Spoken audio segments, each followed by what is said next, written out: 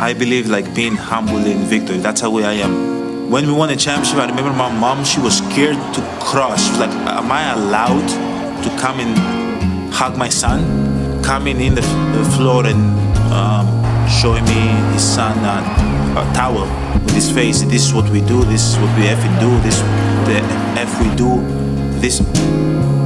I feel like that's very, very disrespectful. My dad, if you guys go and ask and learn, my dad's not with us no more. My dad used to come in the family room and was the most respectful person ever.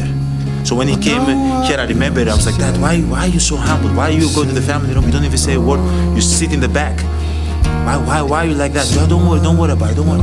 That's how I grew up. I'm happy for him, and I'm happy for his son, and I'm happy that he's happy for his son. That's how you're supposed to feel. But coming to me and disrespecting me and cursing at me, I think is totally unacceptable. Totally unacceptable.